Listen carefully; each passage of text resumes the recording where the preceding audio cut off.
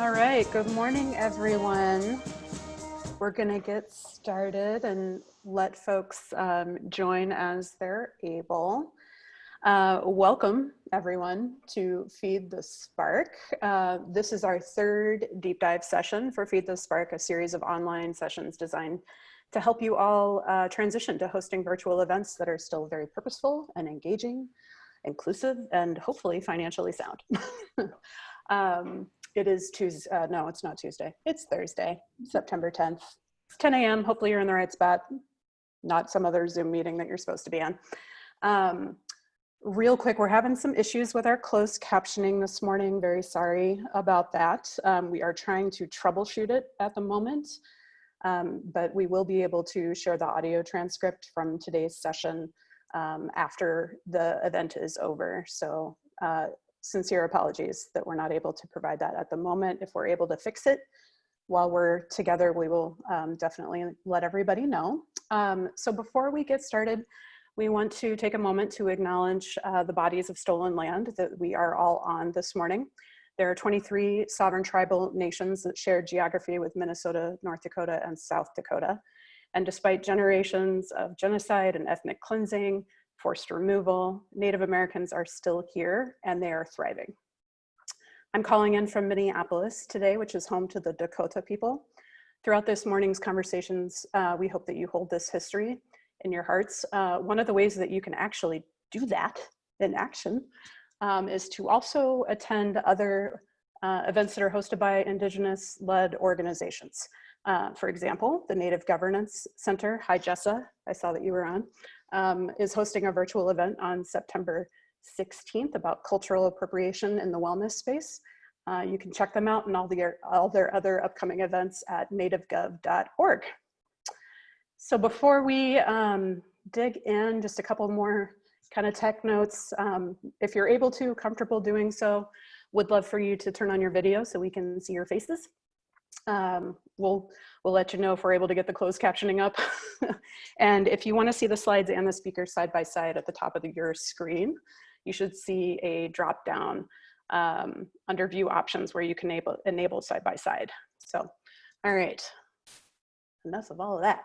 So Feed the Spark is presented by Pollen Midwest and events by Lady K with generous support from the Bush Foundation. For those of you who aren't familiar with Pollen, we're a media arts organization that uses narrative storytelling to foster empathy, encourage connection across difference, and inspire meaningful action. I'm Julie Cohen, the Engagement and Advancement Director at Pollen, and today I'm joined by Tom Leftist, our Program and Operations Associate, and our Zoom extraordinaire. Hi, Tom. And Pollen's Design Director, Melanie Walby, is also here with us today.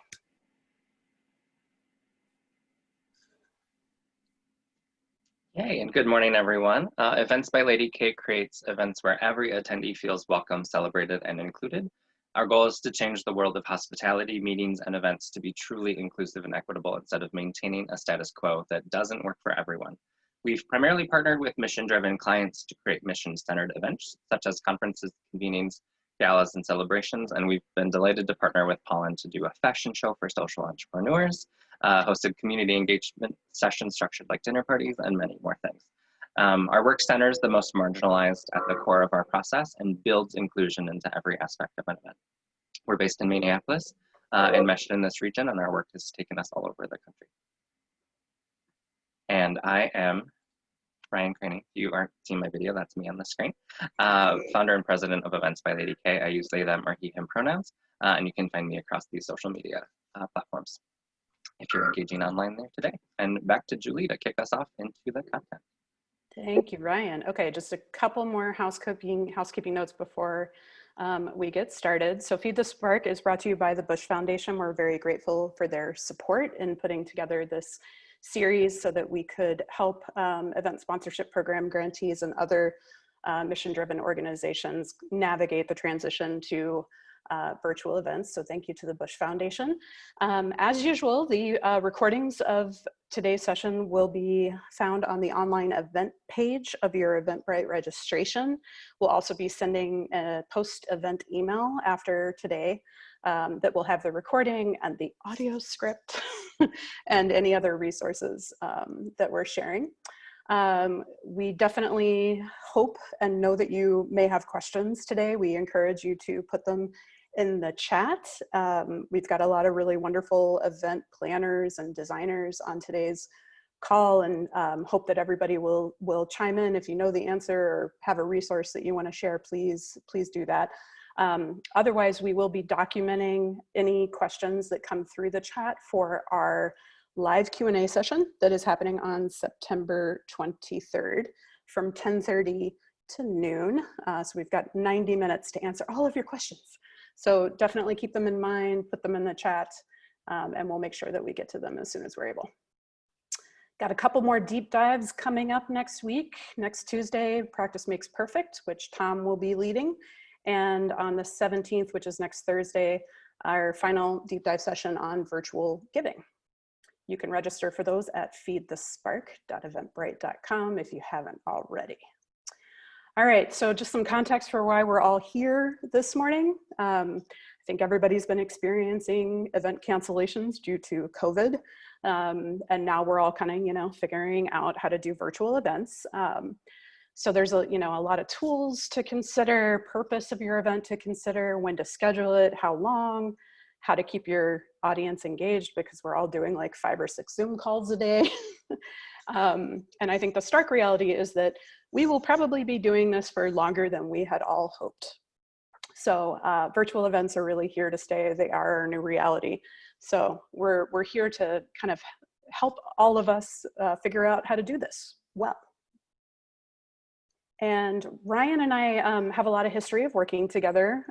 We met in 2014 working on Bush Connect at the Guthrie Theater, which was awesome. Both of our organizations host a lot of events every year. And design and engagement are at the center of everything that we do. We're very intentional about the topics that we select, the speakers that we bring on stage. Now I have to put that in air quotes. And factoring in universal design, designing events that work for everyone and everybody, which is, I have a deep amount of respect for Events by Lady K. They do a wonderful job at that. So virtual events are here to stay, Ryan. Thanks, Julie, and ditto admiration and appreciation for you and the entire Pollen team.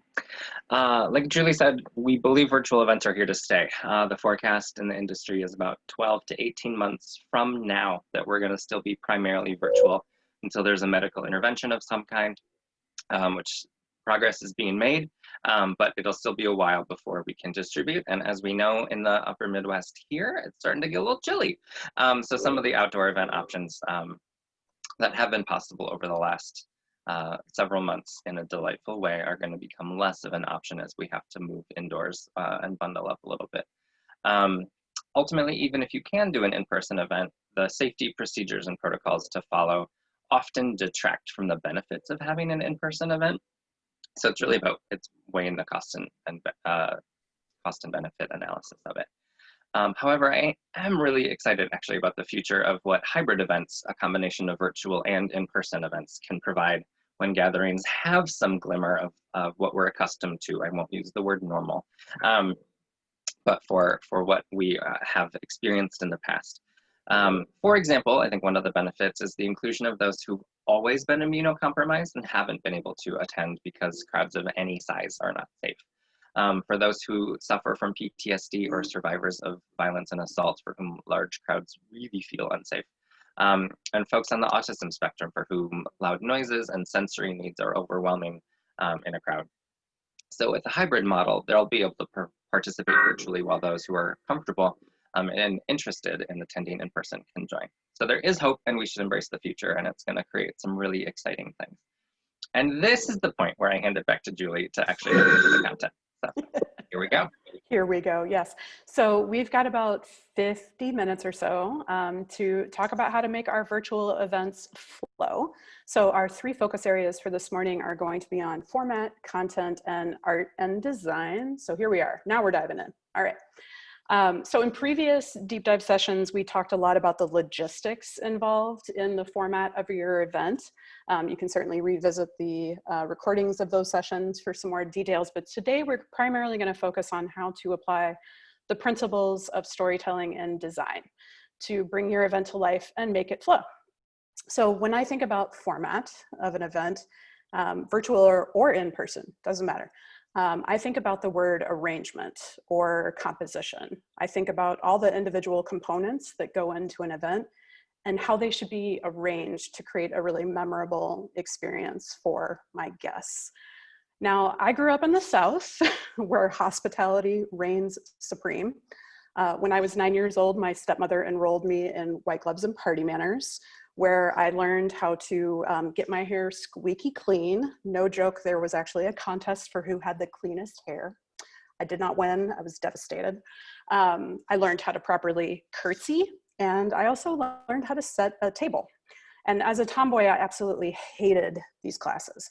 But as I grew older, I kind of came to appreciate it as someone who really loves to host people and to make them feel welcomed and inclusive. So what you're seeing on the screen is a photograph from our Unraveled Network Dinners of Cross-Pollination event that we did in 2018, where we invited lots of folks from different networks to come and share a meal together and converse with one another.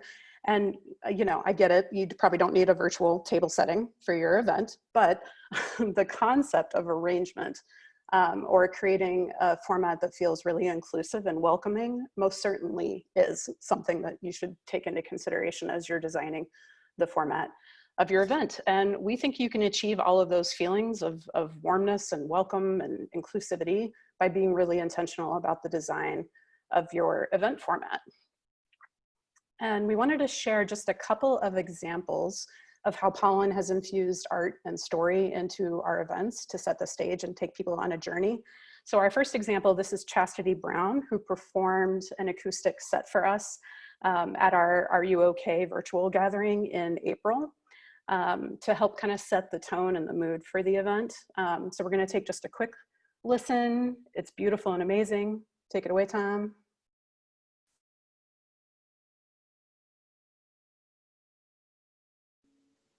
Last summer, I got to perform this with the Minnesota Orchestra, and that was really rad. So it's called Like the Sun.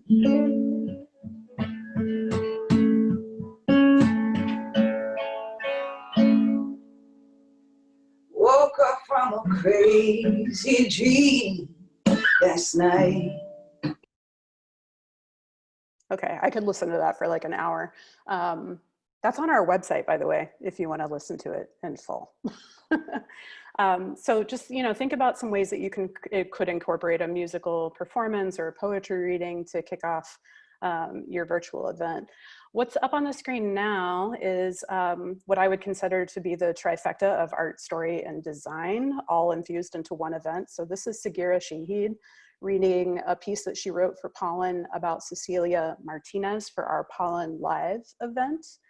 And on the wall behind her is photography and design that accompanied the story. And then in the right-hand side, there we go, is a violinist, Lot, who was accompanying Sagira's reading. So just, you know, thinking about how you could maybe incorporate a designed story reading like this into your virtual event to tell an impactful story about your organization, or just to do something different, change up the format, give people a little creative break at some point in the middle of your event.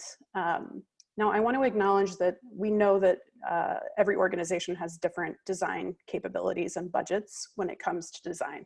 So, you know, you may not have a designer on staff, you may not have a budget to hire a freelance graphic designer, although my colleague Melanie would argue that you can get a sponsor to help pay for that. We'll talk about that some other time.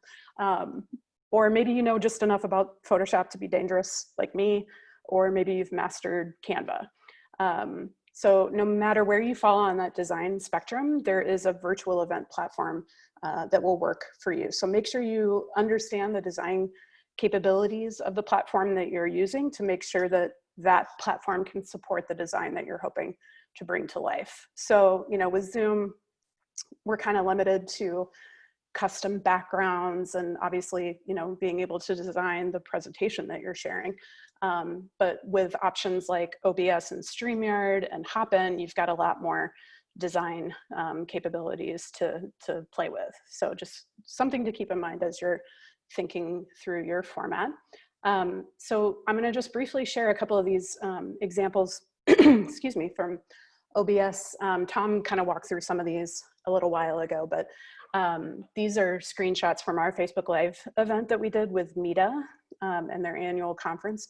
So this was actually pretty complex. We used OBS to actually produce the event with all of the speakers' video feeds coming in through Zoom. And then we hired Blackbird Revolt, a social justice creative agency, to help design all the creative. And you can see that, you know, we're able to have like 4 speakers on the screen and lots of awesome graphics. And the ability to modify images on OBS is really big. There's a lot of different components that you can play with. And like this is Shantara Hardy. She was calling in through Zoom, but you would never know it. That's how seamless everything was. And StreamYard is another option that you can use. So Tom talked about some of the features of this during our general overview session, but you've got a lot of options for like logo placement and overlay and backgrounds. The backend design is really intuitive. There's lots of different layout options. You will need some design skills to work with StreamYard. And I think we would also say that it's a lot easier to use than OBS if OBS is a little overwhelming. And I think Tom made a good point about this the last time we talked about it. If you have experience designing websites, OBS is more like WordPress, where you can customize it endlessly and make it look exactly how you want. Whereas StreamYard is more like Squarespace, which is a little bit more like plug and play. So just some differences between those two platforms. And I know we've been harping on this, but it's so important. You got to circle back to your goals when you're thinking about the format of your event. Design is obviously a very important component of designing your event, but you know, never losing sight of your event goals is really important because they do dictate every decision, including the format that's best to convey your story and your design for the event. So, you know, think back to, you know, if your goals are to introduce people to your organization, to educate them on a certain issue, to fundraise, to connect people, all of that needs to go into consideration for the format that you're designing. So, and you can, you know, keep these goals in mind as you think through the design and the structure and timing of your event, which Ryan is now going to walk us through. So take it away, Ryan. All right. Like Julie said, keep your goals in mind. We know this is feeling repetitive, but your structure should be all about the how you're meeting your goals. And with any event, like leaving attendees with that feeling of what you wanted them to leave with is crucial. So think about the long-term engagement goal. If something will be recorded and shared out, that might impact how you allocate time, how you structure the event itself, as the experience is going to be radically different for folks who are watching the recording and engaging that way versus someone who's engaging in real time. Our biggest piece of advice is that you can spread things out across formats, whether it's a day, across weeks and months, like we're doing with Feed the Spark. Your structure really gets to shift outside of the bounds of what a typical in-person event could be. So once you've got your goals identified, you get to sort out the mix of what works for achieving your goals. The activities to use for those can span a lot of things. So ideate what activity or activities will meet your content goals. This might sound super basic, but more effort to produce and focus for attendees is often the case for virtual events. It can also be the difference between a stellar engaging event and a meeting used as an example of what not to do, and we're all trying to avoid that in our work. The classic list, as you can see on the screen: performance, as Julie showcased with Pollen's event earlier, keynotes, panel presentations, networking activities. Breakout rooms are excellent for those engagement opportunities and building community, and try a blend of things. Have pre-recorded videos of panelists, and then have them sign on to engage in a live Q&A. Use a live MC, as Julie talked about earlier, to facilitate the room and bring in the recorded videos as they would if they were live. It removes a few of those technical hangups that could be possible. And then have a pre-recorded or live musician to kick off or close your event for infusing the art into the event. And while we're focused on the virtual events and Feed the Spark, as it makes sense for your audience, consider a small hybrid event with distance in-person participants and a virtual option for engagement. So, for example, a local nonprofit in the Twin Cities is doing a drive-in movie night as a fundraiser. Or you could do it with a concert and then simulcast that online. You could do a tent with distanced tables and chairs and bring in cameras and laptops to engage with the folks who are dialing in. Or something smaller in person as a conversation that's recorded and then engaged with in an online community. So the sky really is the limit in terms of what you can do. Continue attending others' events and seeing what they're doing and how it could work for your organization. And again, with timing, this is gonna feel like a broken record moment again too, but keep reiterating the importance of this, of keeping content to between 70 to 90 minutes maximum for blocks of time. We've gotten some questions about this. It is okay to do a half day or a full day event. Think about the audience engagement approach, again, from that structure standpoint. So are you anticipating that folks will attend everything for the entire day? Is it a pop in, pop out kind of flow? Is there an opportunity to get the recordings after the fact if they've got to step away for a little bit? Are you allowing ample time to truly engage in every aspect of the content? So is there ample time for the keynote and meaningful breakout discussions? And how are you blending the content? So are you doing music and videos and pre-recorded and live? How are you able to manage all of it? Keep it so it feels feasible, because the attendees will be able to sense any kind of fervor behind the scenes as you're scrambling to figure it out. So tune in next week for the prep tips that we're going to be sharing with you. The other essential thing is ways to do breaks that are actually breaks. So whether it's a 15-minute dance break and there's music on in the background, show a video of an artist that you've worked with and paid for their work. Don't make folks feel guilty for taking care of themselves. We've all been to the event where it's like, grab your lunch, and then there's the content during lunch, and then there's a break, but there's actually a bunch of activities during the break, so it's gonna feel like you're missing out. And those can be really powerful for the people who can do that, and it can feel really overwhelming for the folks who can't. So be sure to give folks that away time from the screen and from the content to be able to enjoy everything. And then consider timing, some tips to avoid, essentially. Think about your audience and time zones. So when you're scheduling things, if folks are calling in from coast to coast, or if it's going to be pretty much Midwest or global also, if that's your audience. Consider prayer times for folks who are adhering to a prayer schedule. And then meal times, avoiding heavy food traffic. Though if you're like me, you've kind of been just eating all day, depending on when you're hungry. And if your audience is localized or a cohort, consider polling them to understand what times of day are best. So morning, when kids might have classroom time, or your first thing of the day attention span, is it the afternoon? Because you're trying to get the household ready in the morning. Folks are juggling a lot these days, and every school is doing something different. So especially for homes with kiddos, be sure to factor in some of those elements. None of them are essentially deal breakers, and know that it will influence who is able to attend the event and engage. So handing it off back to Julie. Thanks, Ryan. So we also wanted to touch on technology bandwidth. We've talked about this in some of our previous deep dives, and we're just going to touch on it again because it is really important when you're thinking about the format for your virtual event. So, you need to make sure that you understand your organizations and your attendees' bandwidth and familiarity with the platform that you're planning to use for your virtual event. You need to think about how people are going to be connecting to the content. Are they going to be dialing in on a laptop with video? Are they going to be dialing in with a mobile device like a cell phone or a tablet? Are they calling in? Are they only going to be tuning in through audio? And like, what's that experience going to be for those folks? Making sure that people have the computer speed and fluency to engage with the content that you're going to be providing.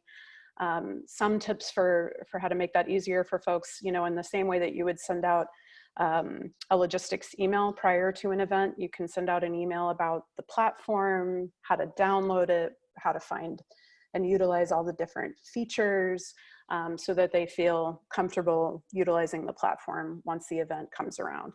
And obviously, you know, making sure that you've got people on staff who are well versed in these platforms, are familiar with the technology, and can confidently, you know, run the show in the background without too many hiccups. I think we've all, you know, grace people, right? There's always some mistakes.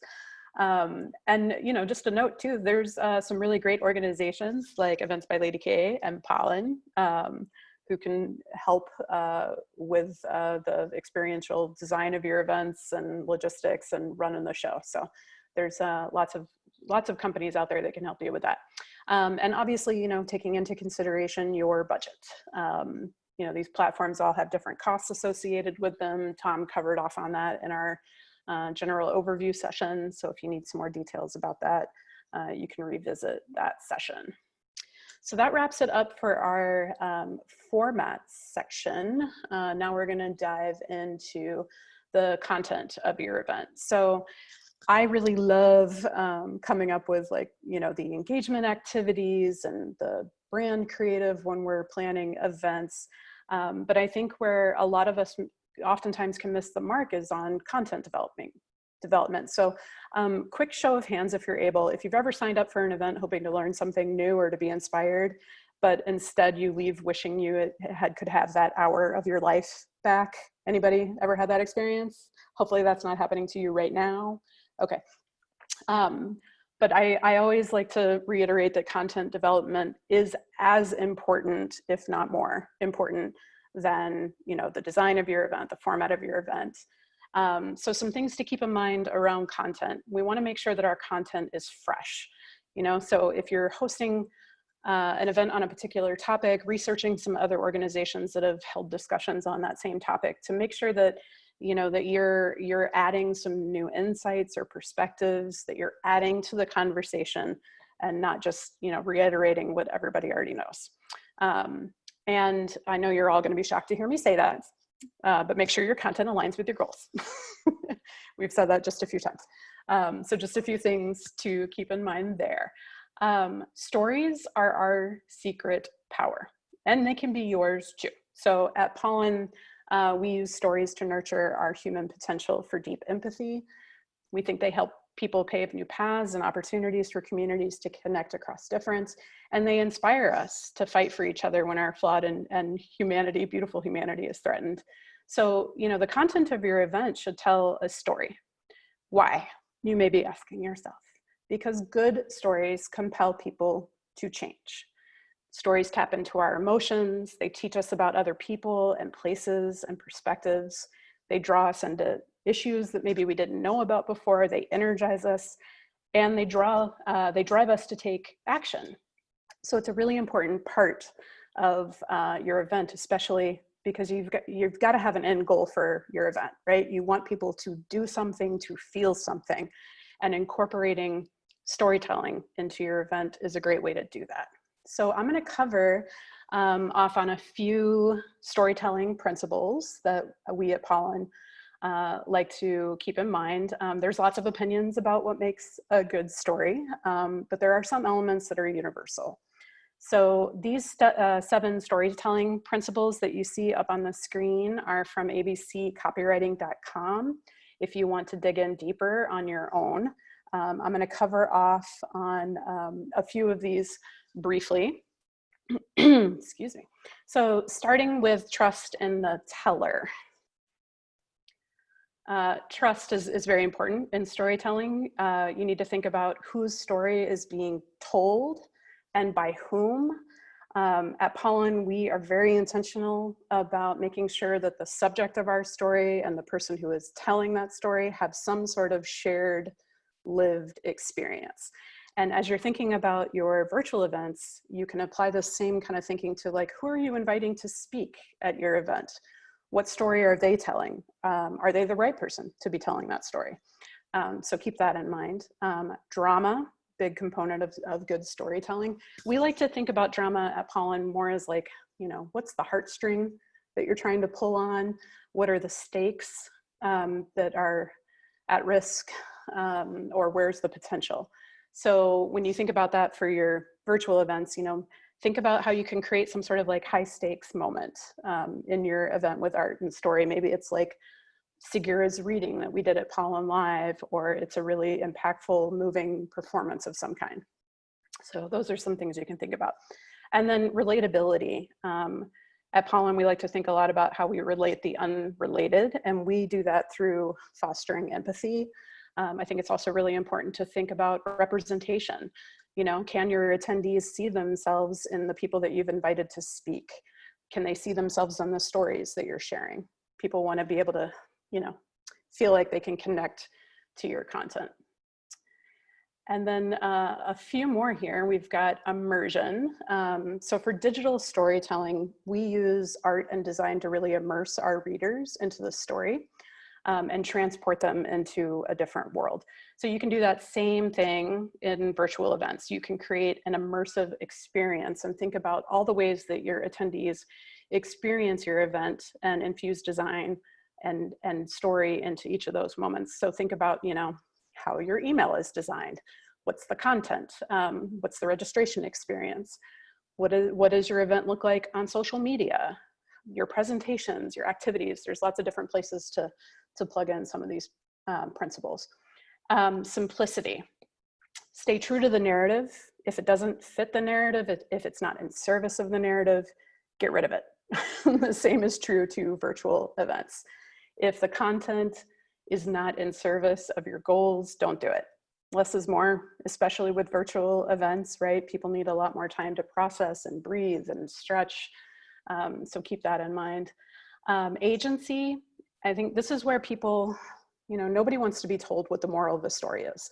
They want to come to that meeting themselves. So give them the space to connect the dots, to find a place in your story, invite them into the creation of your story or your event in some way so that they become really invested in what you're doing.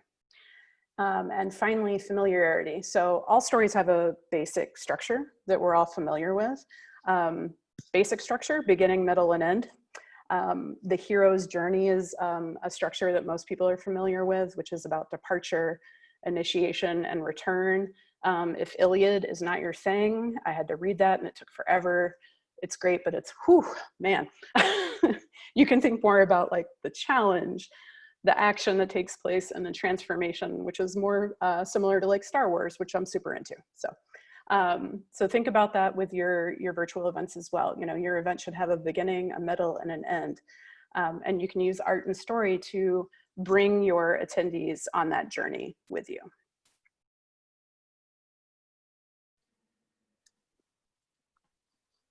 All right, so to reiterate our theme of today, align your content and your goals. I think Julie spelled out the whys and the hows really, really well. But again, go back to what you're wanting to accomplish. How is it aligning with what you're doing with your time together with your audience? We keep reiterating this because the through line of an event should feel tied to your goals. Achieve what you set out to do and deliver on what you're promising to attendees. Like Julie said, we hope you're feeling engaged in that way today, and that we hope your attendees feel that way with your event.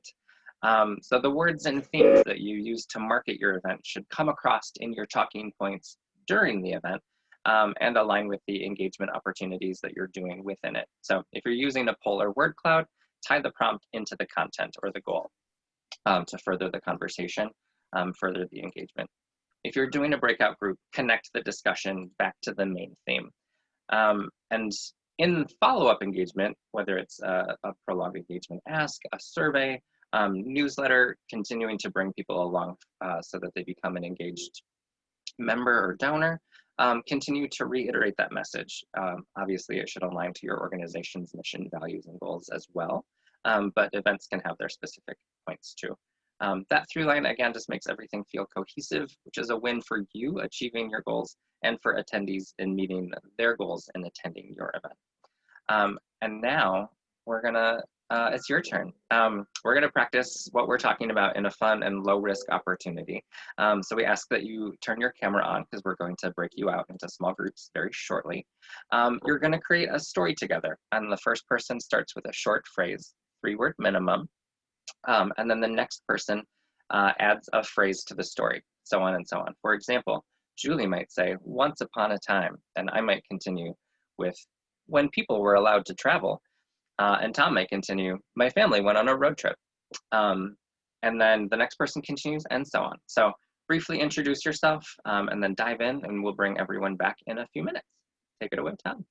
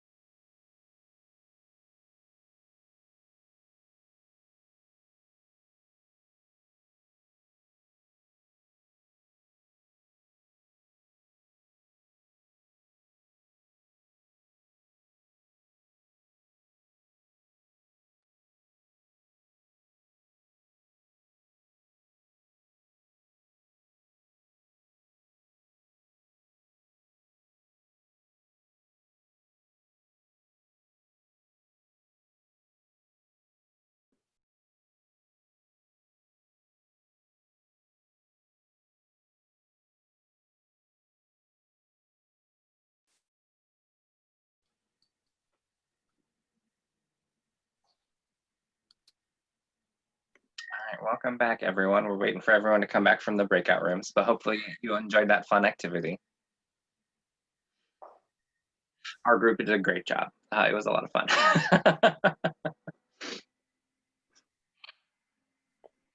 Did everybody else talk about COVID in their stories? We actually went for a walk and ran into a jogger, and then the jogger apologized. Adventure. Right on. It was a ton of fun. Well, again, welcome back. I have the delight to hand it off to Pollen's design director, Melanie Walby, who will lead us through the end of our journey with a conversation about using art in our content. So Melanie, take it away. Yeah, so event design is really about experience. And so I've kind of been approaching this work this year, just thinking about what we usually do. So you can see on screen here, it's a list of, what's my normal to-do list as the designer for the event. And it's event branding, decor, table setting, photo booth, name tags, wayfinding signage, printed program, social media promotion, day of live tweet design, and presentation design.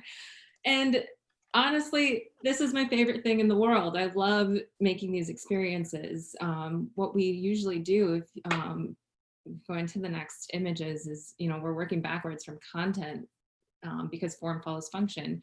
It's about the goals and the call to action of the conversation, and those things need to come through the design as people walk up to be greeted to get their name tag, or where they gather to make conversation. A lot of we live in an age of social media, and we want to create backdrops for people to take pictures of and all of that. Work Redux is a great example of that because we do different themes. So this is Care. It was very bright pink and motivational quotes. And, we were right foot, right foot, breathe. But then you go to the next one. This one was on rage. And so a completely different theme, irreverent. This text reads, there are not two sides to every story. Sometimes one is right and one is bullshit. So really it's about working backwards from the goal of the emotional experience that you want to respond. And when you can look at it that way, you spend a little less time thinking about the tactics, and you are prioritizing the feelings. So part of the experience is creating excitement for people when they take it all in. In-person events, we do that with little gifts. I love print. My desk is covered in pollen print right now. I had it ready so I could just be like, oh, remember when we used to get gifts? But I think we can still do it. So we're going to talk about that in a little bit. But if we keep going through how we've custom designed the space to feel part of the story, in this image you can see we turned the unraveled network branding into actual paper and hung it from yarn. This is one that always gets me excited. What we're about to eat, that is a very exciting thing. I get to design the menu a couple weeks prior and then see all the food that's going to be there. In this image, you see a menu with appetizers and the dinner and the dessert. So all of these things are really important to evoking emotion and making attendees feel like they're part of an experience. In this image here, you see a series of posters with motivational quotes on them. And again, we can still create that even though we're not in space together. If you work backwards from the emotional response you want to create, then the design is less about the tactic and more about the feeling. So even though we're virtual, we can still bring that level to a digital space. This is an image from Are You Okay? Event series that we did with so many attendees, and we really felt like we were together. So thinking back to what we usually do, let's think about what we can still do. And this is actually hopeful, right? Dare I say? There's a lot here that we can still highlight: event branding, program, social media promotion, day of live tweeting, and presentation design. So I really started out from this place of, while a lot of us, the usual favorite touches to an event experience are dependent on sharing physical space, there are so many things we can still do to create that familiar feeling of being in community with one another. So this next image here is an example of the branding for Are You Okay? And as we keep going through, the hierarchy in the event branding really helped explain what it was that we were doing. I remember when my team first told me we were doing Are You Okay series, and I saw art that rallies, gatherings that heal. And I thought, I want to go to that, like how do we still make people say, I want to go to that? In the next image, you know, a lot of the design opportunities that we still have are like event landing pages. This is an example of a past event we did on Eventbrite. And Eventbrite actually, if you insert images throughout the coding, it can look like a really nice design web page. And whatever central location you use, web or Eventbrite, for details becomes a huge opportunity for design. So adding images to make it look more custom like we did here. And then going into promotional design. So here are some images of some JPEGs that we save out with speaker information and the branding for Twitter. And, you know, attendee engagement is usually through their personal photos taken in physical space, and recreating that for digital looks like giving people something to post. So one thing that you can consider is, you know, emailing out these images like this to your attendees and encouraging them to post them on their personal social media, and consider sharing out images, you know, before the event. I'm repeating myself, sorry, I looked away from my notes. And sending the images, I'll say it 3 times. So going into the next thing, this is one of my favorite things, and like I personally am feeling a loss, and I'm really excited to think through how to do it, is tweet team live tweets. If you've ever been to a Pollen event, you know that we take live tweeting very seriously. And one of the things that gives me life and connection at our gatherings is capturing quotes during the presentations and sharing them out in real time. So not only do we get a ton of engagement from attendees, but folks who were unable to attend feel like they got to, you know, experience part of the event. So in this image here, you see what it looks like in personal events where we're at a computer and we're doing it live, but we can still do it. If we keep going through the next image, these are some day of tweet examples from the Are You OK series. And it was really just encouraging people to share images with their favorite quotes, and continuing that two-way dialogue, because what we're missing right now is you can't turn to your neighbor and share your thoughts, but we can still do that. We do that in the chat, and we can do it on Twitter. So Julie showed some great examples of presentation design already. The other items that are listed on this what we can still do slide are programs and day of takeaway images. So program design is still really essential, and there's a lot of different options that you can do. 1, you can make it a screen graphic. 2, you can email out a PDF to attendees prior to the event, just to make sure that everyone's on board with what the schedule is. And then in terms of day of takeaways, you know, typically at a Pollen event, we kind of lump things in together with the program, but one of the suggestions is to think about how to make something purposeful, like a note card or something that people can write on and participate. I saw a question earlier in the chat about how to still create those networking opportunities, and that's a way just to encourage engagement. So go to the next thing. I'm gonna wrap it up here. So yeah, basically designing an event in virtual space is about working backwards from the emotional response our in-person events create. We can find ways to bring in that familiar feeling of being in community with one another. Even though we're experiencing a sense of loss, we can still connect from afar.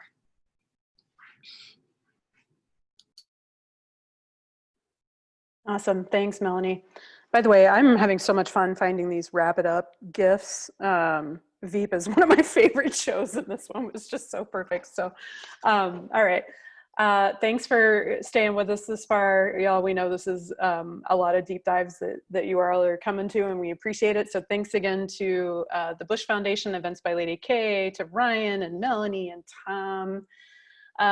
If you have any questions you'd like us to cover at our upcoming deep dives, make sure you put them in the chat here. I saw a couple come through, so we'll make sure that we address those during our Q&A session. You'll find the recordings on the Eventbrite page. We'll send those out in a post-event email.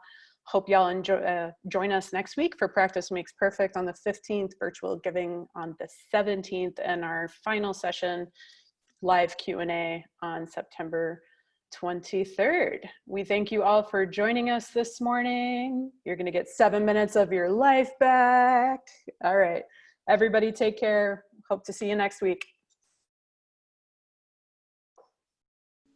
Last summer, I got to perform this with the Minnesota Orchestra, and that was really rad. So it's called Like the Sun.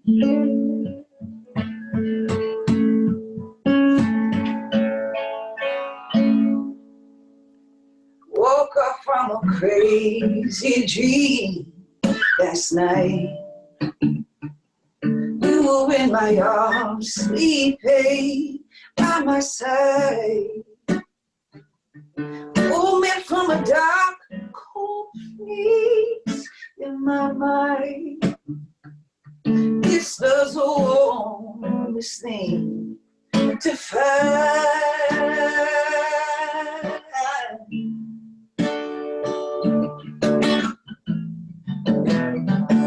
And I would wait for the sun to come up. You're like the sun, you're like the sun, yeah.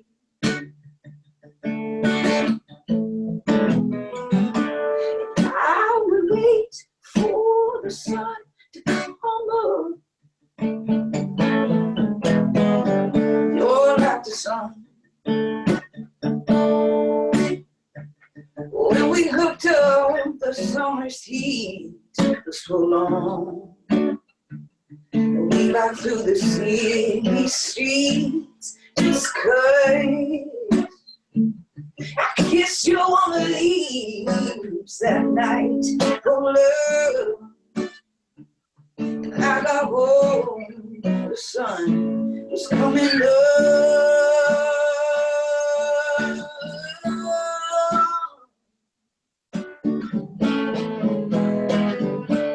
I would wait for the sun to come up. You're like the sun, you're like the sun, yeah.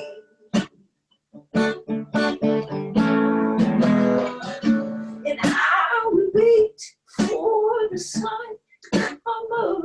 Ooh.